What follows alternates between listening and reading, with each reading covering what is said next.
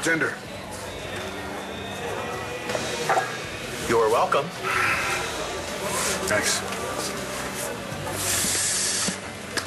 Okay, I'm going to go with Mayor Lowell breathing down the department's neck. Try Nora found a joint in Matthew's backpack. Keep him coming.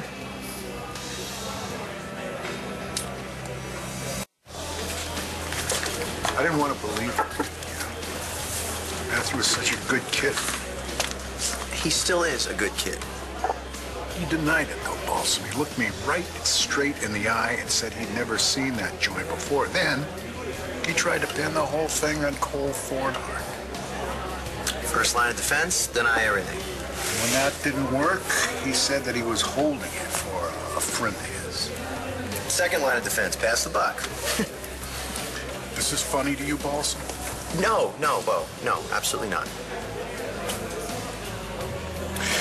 Now, the story is that he bought this joint just so that he didn't feel out of it. He didn't want to feel like such a loser.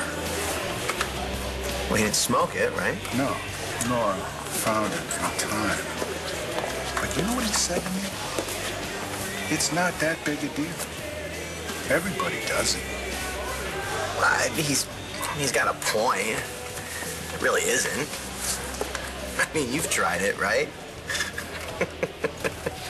No, me neither. Thanks. You know how much it hurts to hear Matthew say that he doesn't want to look like a loser because of me? Matthew didn't say that. In so many words, yeah. You know, these little creeps that he goes to school with, they give him attitude because of what I do for a living. That's what kids do in middle school and high school. Not when I was a kid. You're a Buchanan. Maybe there were different rules. I remember that age. If you're not popular, you're nothing, zero, zip. It's life or death. Do what you have to. But I've always tried to raise him not to follow the crowd, you know, to stand on his own. Well, he does that. Have you ever seen him when you thought he was high? No, but I think high school just threw him for a loop. But Balsam, you know what? He didn't say no. He didn't tell these guys that he didn't need this crap or you didn't want it. You know, it's pot. He knows better than that. I don't know who I'm angrier with. Matthew or myself. Look, you are the best father a kid could ever ask for, Bo. Matthew knows how lucky he is. I'm sure it's killing him to know that he let you down. I don't know what he's thinking. I just can't believe it. Drugs. Alcohol's a drug, you know. Well, so maybe you forgot. Alcohol is legal in this country. It didn't used to be. And I'm way past 21 years old. So you can get as wasted as you want, but I'm just playing devil's advocate here. Great minds. Excuse me? Matthew hit me with the same argument. He reminded me that I got wasted at Pa's funeral. His mom's a lawyer. He knows how to build a case for himself. But I'm not a hypocrite, you know, when I think that he can handle it. And when he's old enough for a couple of beers, I'll buy. I just, I can't help but wonder if I'd been around more last summer, maybe he wouldn't be as lost as he is right now.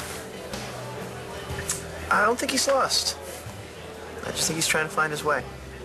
But experiment with drugs? No, not on my watch. But one joint does not make him a pothead, and it does not make you a bad father either.